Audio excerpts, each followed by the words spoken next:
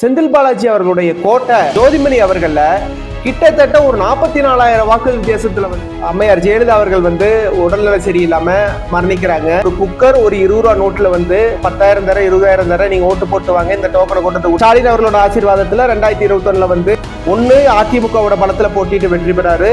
அதுக்கப்புறம் பாத்தீங்கன்னா திமுகவோட கூட்டணி கட்சி பலத்தாலும் அதிமுகவோட ஆன்டி இன்குபென்சியாலும் அங்க தொடர்ந்து நின்று வெற்றி பெறாரு செந்தில் பாலாஜி அவர்கள்.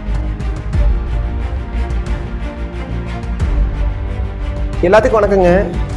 மறக்காம வே டு பாலிடிக்ஸ் சேனலை சப்ஸ்கிரைப் பண்ணுங்க. உங்களோட முழு ஆதரவை எங்களுக்கு கொடுங்க. கரூர் தொகுதியை செந்தில் பாலாஜி அவர்களுடைய கோட்டை அப்படின்னு ஒரு பொய்யான பின்பத்தை மக்கள் மத்தியில உருவாக்கி வச்சிருக்காங்க நம்ம திராவிட முன்னேற்ற கழக தோழர்கள். கடந்த 25 வருஷ அரசியல் வரலாற்றுல கரூர் சட்டமன்ற தொகுதியில யார் யார் ஜெயிச்சிருக்காங்க, எவ்வளவு ஓட்டுல ஜெயிச்சிருக்காங்கன்னு இந்த வீடியோல நம்ம பார்க்கலாம் வாங்க. 1996 டிஎம்கே கேண்டிடேட் வாசுகி முருகேசன் அவர்கள் வெற்றி பெற்று சட்டமன்ற உறுப்பினராக அங்கே 5 வருஷம் பணியாற்றிட்டு வராரு. அதுக்கப்புறம் 2001 காங்கிரஸ் கட்சியினுடைய வேட்பாளர் பேங்க் சுப்பிரமணியம் அப்படிங்கிற டிஎன் சுப்பிரமணியம் அவர்கள் வாசுகி முருகேசன் அவர்களை தோற்கடிச்சு அந்த தொகுதியில சட்டமன்ற உறுப்பினராக வெற்றி பெற்று அவரோட அரசியல் பயணத்தை தொடர்ந்துட்டு வந்தாரு. அதுக்கப்புறம் 2006 முதல் முறையா நம்ம செந்தில் பாலாஜி அவர்கள் அரசியல்ல ஒரு சட்டமன்ற உறுப்பினராக போட்டியிட வாய்ப்பு பெற்று கரூர் சட்டமன்ற தொகுதியில போட்டியிடுறாரு. தமிழகத்தினுடைய முன்னாள் முதலமைச்சர் போற்றுதலுக்குரிய அம்மையார் ஜெயலலிதா அவர்கள் செந்தில் பாலாஜி அவர்களுக்கு முதல் முறையாக சட்டமன்றத்தில் போட்டியிட ஒரு வாய்ப்பு தராங்க. டிஎம்கேவோட வாசுகி முருகேசன் அவர்களை 6000க்கும் மேற்பட்ட வாக்குகள்ல செந்தில் பாலாஜி அவர்கள் தோற்கடிச்சு சட்டமன்ற உறுப்பினராக வெற்றி பெறாரு. அதுக்கப்புறம் 2011 இதே செந்தில் பாலாஜி அவர்கள் இதே அதிமுகவில இருந்து சட்டமன்ற உறுப்பினரா ஒரு சீட்டு கொடுக்குறாங்க, சட்டமன்ற உறுப்பினருக்கான ஒரு சீட்டு கொடுக்குறாங்க. அந்த டைம்ல டிஎம்கேயோட கூட்டணி கட்சியான காங்கிரஸ் கட்சியினுடைய வேட்பாளர் மதிப்பிற்குரிய ஜோதிமணி அவர்கள் போட்டியிடுறாங்க. ஜோதிமணி அவர்கள கிட்டத்தட்ட ஒரு 44,000 வாக்கு வித்தியாசத்துல செந்தில் பாலாஜி அவர்கள் தோல்வி அடைய செய்யறாரு. இது எல்லாமே பாத்தீங்கன்னா 2006 இருக்கட்டும் 2011 இருக்கட்டும் ஏடிஎம்கேவோட ஓட் பேங்க்ல மட்டும்தான் அவர் ஜெயிக்கிறாரு. மற்றபடி தனிப்பட்ட செந்தில் பாலாஜி அவர்களோட வாக்கு அங்க கிடையாது. ஏடிஎம்கேவோட முழுக்க ஏடிஎம்கேவோட பேஸ் ஓட்ல தான் அவர் ஜெயிக்கிறாரு. 2011 அப்புறம் ஒரு சில அரசியல் முரண்பாடுகள் கட்சிக்குள்ள ஏற்படுது. செந்தில் பாலாஜி அவர்களுக்கு சிறிது பின்னடைவு ஏற்படுது. 2016 போக்குல பாத்தீங்கன்னா அம்மையார் ஜெயலலிதா அவர்கள் உடல்நல சரியில்லாம மரணிக்கிறாங்க. ஜெயலலிதா அவர்களுடைய மறைவுக்கு பின்னால கட்சி 4-3 போகுது. அதுல டிடிவி தினகரன் அவர்கள் அம்மா மக்கள் முன்னேற்ற கழகம் அப்படிங்கிற ஒரு கட்சியை தொடங்குறாரு.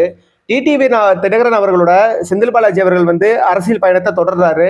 கட்சியிலிருந்து வெளியே அதிமுக வெளியே அந்த டைம்ல ஆர்கே நகர்ல இடைத்தேர்தல் வருது. அந்த ஆர்கே நகர் இடைத்தேர்தல்ல செந்தில் பாலாஜியோட அரசியல் திருப்பத்துக்கு ஒரு முக்கியமான புள்ளி. ஏன்னு கேட்டீங்கன்னா அந்த ஆர்கே நகர் இடைத்தேர்தல் தான் திமுக வேட்பாளர் டெபாசிட் போற அளவுக்கு செந்தில் பாலாஜி அவர்கள் ஒரு அரசியல் சூழ்ச்சியும் அரசியல் தந்திரமும் பண்ணி மக்கள் கிட்ட ஒரு பொய்யான ஒரு விஷயத்த முன்னெடுத்து வச்சு ஒரு குக்கர் ஒரு 20 ரூபா நோட்ல 10,000 தர 20,000 தர நீங்க ஓட்டு போட்டு வாங்க இந்த டோக்கனை கொண்டு கொடுங்க இந்த நோட்டை கொண்டு விடுங்கன்னு மக்களை ஒரு சூழ்ச்சியை வீழ்த்தி கிட்டத்தட்ட ஒரு பெருவாரியான வாக்கு வித்தியாசத்துல டிடிவி தினகரன் அவர்கள் வெற்றி பெற செய்யறாரு.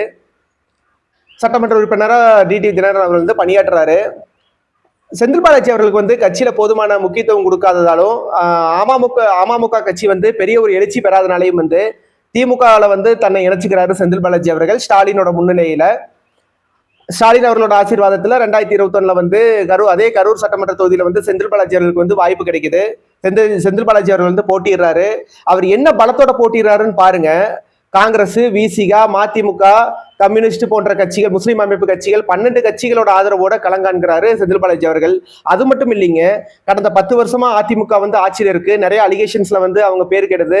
மக்கள் மத்தியில ஆன்டி இன்குபென்சி அதிக அளவுல காணப்படுது. பிஜேபியும் பாமகவும் மட்டும்தான் அவங்க கூட்டணியில சொல்லக்கூடிய கட்சி. ஆனா பாமக கரூர்ல பெரிய ஓட் பேங்கே சுத்தமா கிடையாது. அது எல்லாத்துக்குமே தெரியும். பிஜேபிக்கு அன்றைய தருணத்துல வெற்றியை நிர்ணயிக்கக்கூடிய அளவுக்கு ஓட் பேங்க்ஸ் அந்த தொகுதியில கிடையாதுங்கிறது எல்லா அரசியல் தலைவர்களுக்கும் நிர்வாகிகளுக்கும் தெரியும்.